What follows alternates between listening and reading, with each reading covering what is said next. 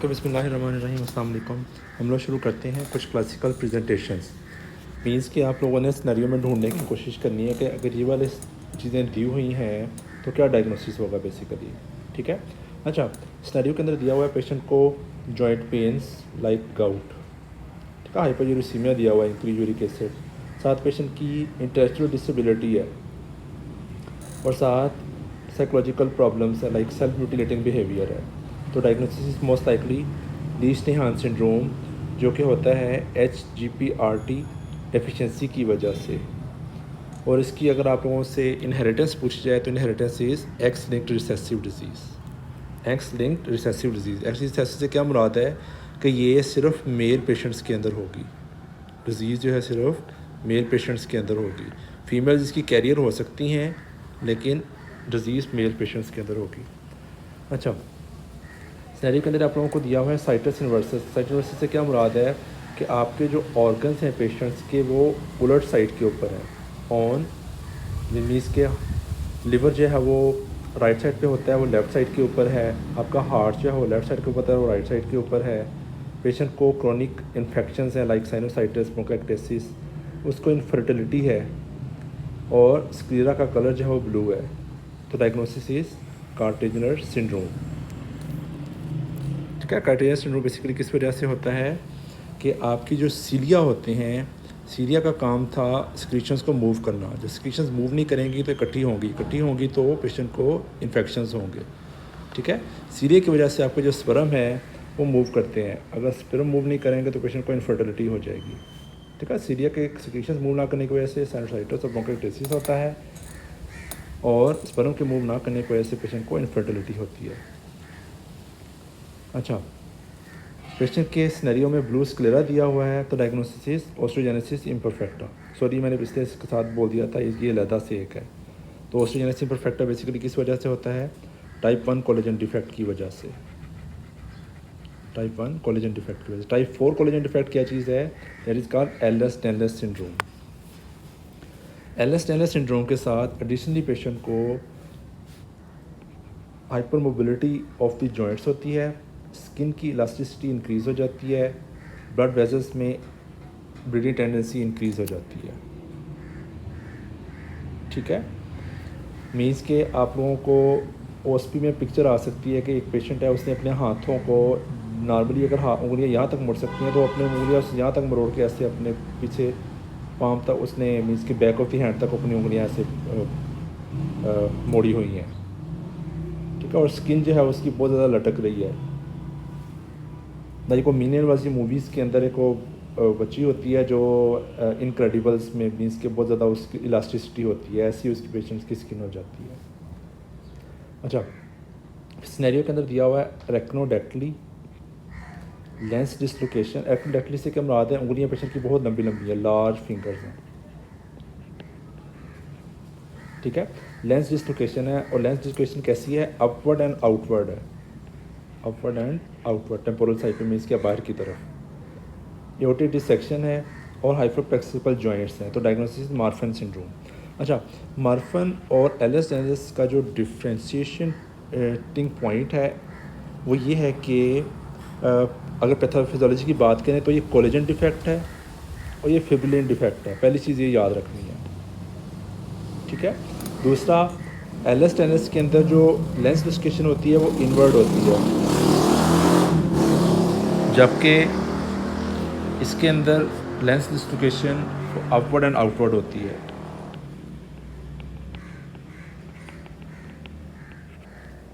ठीक है। अच्छा, दोनों के अंदर हाइपर फ्लेक्सिबल जॉइंट्स दोनों के अंदर हो सकते हैं, ब्रेन टेंडेंसी दोनों के अंदर हो सकती है, पेशेंट लंबा दोनों के अंदर हो सकता है, स्किन की इलास्टिसिटी दोनों के अंदर हो सकती है। लेकिन डिफरेंशिएटिंग पॉइंट आपने कहा कैसे याद करना है? लेंस की डिस्लोकेशन से। और पैथोफिजियोलॉजी में याद रखना है कि Ehlers Danlos is a disease of collagen और Marfan syndrome is a disease of fibrin. Marfan में एफ आता है और फिब्रिन में एफ आता है, मैंने ऐसे याद रखा हुआ था। अच्छा, कैफे और ले स्पॉट्स हों मीन्स के स्किन के ऊपर डार्क से पॉइंट्स हैं। पोलियोस्टिक फाइब्रोसिस डिस्प्लेजिया है, बोन डिजीज़ है पेशेंट को, प्रीकॉक्शियस प्यूबर्टी है, एंडोक्राइन प्रॉब्लम्स है मल्टीपल। तो डायग्नोसिस में मैक्यूलर ब्राइट सिंड्रोम। ठीक है। अच्छा, काफ सूडो हाइपरट्रोफी है, मीन्स के पेशेंट की जो काफ मसल्स हैं वो इनलार्ज हो गए हैं, उसके जो पाँव हैं वो उसके पीछे जो मसल्स हैं टांगों के जो मसल्स हैं वो इंक्रीज इन साइज़ हैं। तो डायग्नोसिस क्या है? Duchenne muscular dystrophy. ठीक है, muscular dystrophy. Muscular dystrophy basically आपकी जो मसल प्रोटीन है उसका जो जीन है, डिस्ट्रोफिन जीन, उसकी म्यूटेशन की वजह से होती है। ठीक है, बेकर्स होती है और ड्यूशेन होती है, दो तरह की होती है। ये दोनों जो डिस्ट्रोफीज़ हैं ये दोनों वाइवे का इम्पोर्टेंट क्वेश्चन भी है। आप लोगों को एक गॉवर साइन आता होता है, उसमें पेशेंट को क्या होता है कि पेशेंट जो है वो आहिस्ता आहिस्ता ख़ुद को क्लाइम करता है, ज़मीन पे बैठ जाए तो ज़मीन से बैठना उसके लिए मुश्किल हो जाता है, तो उसके लिए गॉवर साइन आता होता है एग्ज़ाम के अंदर। ठीक है, ड्यूशेन और बेकर्स में डिफरेंस क्या है? ड्यूशेन जो है वो रैपिडली प्रोग्रेसिव होती है, जबकि जो बेकर्स है वो स्लो प्रोग्रेसिव होती है, लेस सीवियर होती है ड्यूशेन की निस्बत। दोनों के अंदर प्रोग्रेसिव मसल वीकनेस होती है। ठीक है, child uses arms to stand up from the squat, this is called गॉबर साइन, जो मैंने अभी आपको बोला। दोनों के आपको जो मसल मैस जो कि प्रोक्सिमल ज़्यादा होता है, आपको पता है आपकी हिप्स के अंदर ज़्यादा मसल मैस होता है। देखो, तो पेशेंट जब बैठ जाए ज़मीन पे तो खड़ा नहीं हो सकता, सीढ़ियाँ नहीं चढ़ी जाती, कंघी नहीं कर सकता। अगर मसल्स डिजीज़ की हिस्ट्री ले रहे हो तो ये वाले हमने क्वेश्चंस पूछने होते हैं। अच्छा, फिर आते हैं पेशेंट को ट्राइसोमी 13 और 18। ट्राइसोमी 13 को हम लोग पटाउ सिंड्रोम कहते हैं और 18 को हम एडवर्ड सिंड्रोम कहते हैं। ई से 18 और ई से एडवर्ड सिंड्रोम।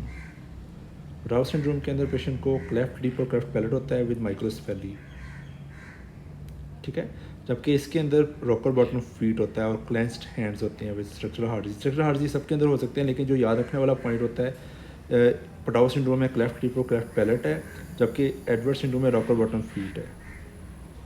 ठीक है, और डाउन सिंड्रोम के अंदर पेशेंट को सिंगल पाल्मर क्रीज होती है। और भी बहुत सारे फीचर्स होते हैं, लाइक मेंटल इंस्टेबिलिटी, पेशेंट की इंटेलेक्चुअल लेवल्स डिक्रीज होगा, हार्ट प्रॉब्लम्स होंगे।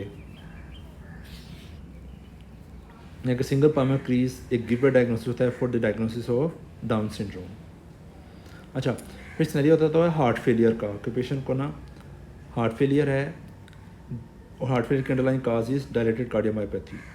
अलॉन्ग विद इसको हार्ट फेलियर की वजह से एडिमा हो सकता है, मेल न्यूट्रिशन की हिस्ट्री हो कि B1 डेफिशिएंसी है। बेसिकली B1 डेफिशिएंसी एब्जॉर्ब नहीं हो रही ड्यू टू पेशेंट अल्कोहल लेता है, उसकी वजह से क्रोनिक पैंक्रेटाइटिस हो गया उसको। जो अल्कोहलिक होते हैं ना वो सिर्फ अल्कोहल ही पीते रहते हैं और खाना नहीं खाते। ठीक है, या पेशेंट को मेल न्यूट्रिशन हो गई है, मतलब उसका खाना हजम ही नहीं हो रहा, खाना खा ही नहीं रहा। अच्छा, पेशेंट को डायरिया है, डिमेंशिया है और डर्माटाइटिस है, स्किन की प्रॉब्लम है, भूलने का मसला है और डायरिया है साथ।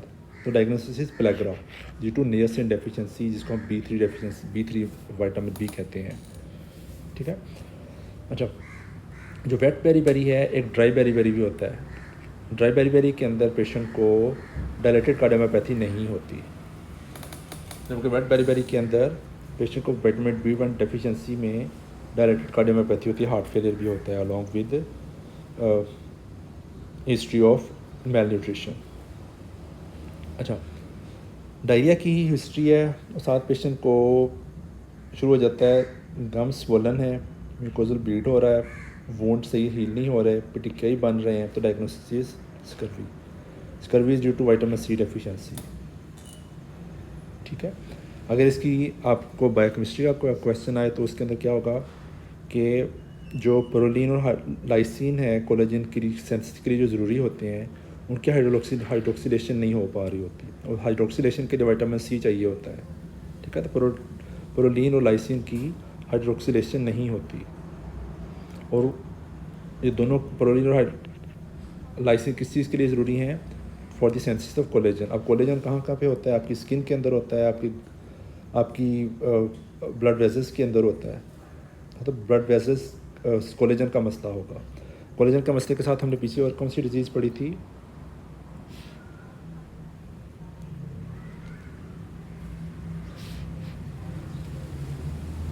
एल्डर्स-डायलर्स सिंड्रोम। एल्डर्स-डायलर्स सिंड्रोम, एल्डर्स-डायलर्स कंजेनिटल प्रॉब्लम है, जबकि स्कर्वी जो है वो एक्वायर्ड होती है। अच्छा जी, फिर आता है कि पेशेंट जो है वो एक्सरसाइज करता है, एक्सरसाइज करने के बाद कहता है मुझे बहुत सख्त थकावट हो गई है, जिस मसल्स में दर्दें हैं, क्रैम्प्स पड़ते हैं और यूरिन में ब्लड आ रहा है। वो बेसिकली मायोग्लोबिन आ रही होती है, वो एज ए ब्लड डिटेक्ट होती है। एम से मसल्स, एम से मैकार्डल्स डिजीज़, जी मैंने इसको ऐसे याद किया हुआ था, एम से मसल्स और एम से मैकार्डल्स डिजीज़। इसमें बेसिकली होता क्या है कि आपका जो ग्लाइकोजन फास्फोराइलेज एंजाइम होता है उसकी डेफिशिएंसी होती है, इस वजह से वो मसल्स ज़्यादा टूटते हैं, पेशेंट को रेब्डोमायोलिसिस होता है। ये कंजेनिटल डेफिशिएंसी ऑफ एंजाइम की वजह से पेशेंट को रेब्डोमायोलिसिस हो रहा है। रेब्डोमायोलिसिस एक इंपॉर्टेंट टॉपिक होता है पार्ट 2 के लिए, MRCP के लिए। इसकी ढेर सारी काजेज हो सकती हैं, लाइक इंट्रामस्कुलर इंजेक्शन हो सकता है, इलेक्ट्रिक शॉक हो सकता है, स्टेटिन्स का साइड इफेक्ट होता है एक, स्टेटिन जो ड्रग्स होती हैं, रोज़ोवास्टेटिन और टोरवास्टेटिन वगैरह। अच्छा, आपको हिस्ट्री है, एक बच्चा है उसको रिकरेंट अटैक्स ऑफ हाइपोग्लाइसीमिया हो रहे हैं और साथ हेपेटोमेगाली है, तो ग्लाइकोजन स्टोरेज डिजीज़ इनमें आती हैं, like Cori's disease, von Gierke's disease. ठीक है, इनमें कोरीज डिजीज़ में डी ब्रांचिंग एंजाइम डेफिशिएंसी है, जबकि वॉन गर्क डिजीज़ के अंदर G6PD डेफिशिएंसी है। ठीक है। अच्छा, बचपन से पेशेंट को हाइपोट्रोफिक कार्डियोमायोपैथी है, क्योंकि आपके मसल्स के अंदर भी, हार्ट के अंदर भी मसल्स होते हैं, कार्डिक मसल्स, तो मसल डिजीज़ होगी तो कार्डिक मसले भी होंगे पेशेंट को। तो this is called Pompe's disease, this is lysosomal alpha 1,4 glucosidase deficiency. ये सारे क्वेश्चन हैं ना बायोकेमिस्ट्री के टॉपिक के अंदर आपको आ सकते हैं।